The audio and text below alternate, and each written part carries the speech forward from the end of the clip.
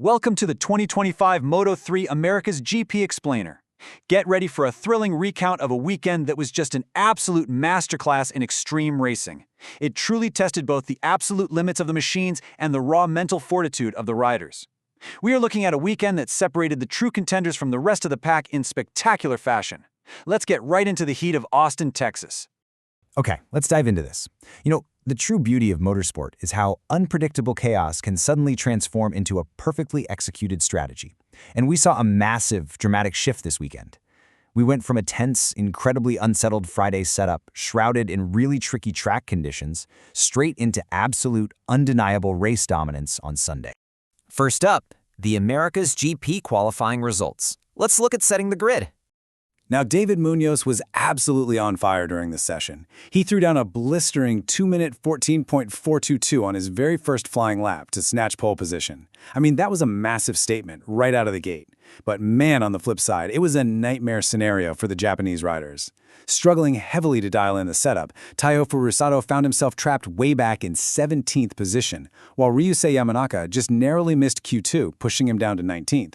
And as you probably know, when you're buried that deep in a volatile Moto3 pack, you have an absolute mountain to climb come race day. Moving on to COTA's brutal race developments, it really became a story of man versus environment. And this brilliantly illustrates just how extreme the Circuit of the Americas really is. Picture this. You've got riders completely maxing out their top speeds down a massive 1,200-meter straight, only to immediately face a treacherous 41-meter uphill climb right into a heavy, gravity-defying braking zone at Turn 1. That rapid, violent transition from blinding speed to aggressive deceleration puts an immense physical strain on the body. It completely tests a rider's focus on every single lap. Compounding that strain is the track layout itself. We're talking 20 demanding corners. That's 11 lefts and 9 rights. But the real villain here, the notoriously bumpy track surface. Because Friday's wet session severely limited their dry setup time, teams couldn't properly dial in their suspensions. So when a Moto3 bike suspension bottoms out over these uneven surfaces, riders literally lose the tire contact patch. The bikes bounce violently, aggressively draining the rider's upper body strength just to keep the machine pinned to the asphalt. Under these conditions, mere survival becomes just as critical as pure speed. All right, let's get into the race digest and results. The 14-lap showdown.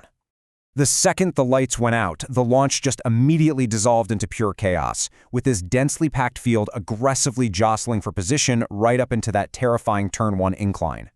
By mid-race, those infamous COTA bumps started claiming victims left and right. The brutal track conditions forced multiple heartbreaking DNFs, swallowing up key contenders like Scott Ogden and, shockingly, our pole sitter David Munoz. Yet, right in the middle of all that carnage, Jose Antonio Rueda executed an icy, flawless strategy. He avoided every single trap the circuit laid out, managed his tires perfectly, and pulled completely away from the chasing group to establish total dominance by lap 14. You also absolutely have to marvel at the sheer grit of Taiyo Furusato. Starting from a devastating 17th place on the grid after that disastrous qualifying session, he didn't let the technical demands of the track break him. Instead, he put on an absolute clinic in aggressive overtaking.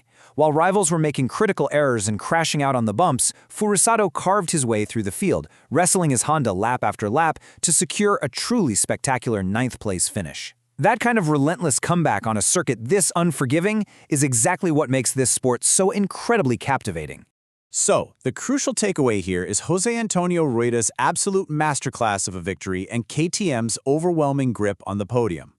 Rueda crossed the line first with a commanding gap, finishing a massive 2.399 seconds ahead of Joel Kelso in second, with Matteo Bertelli taking third to round out an incredible top-tier showing for the KTM machines.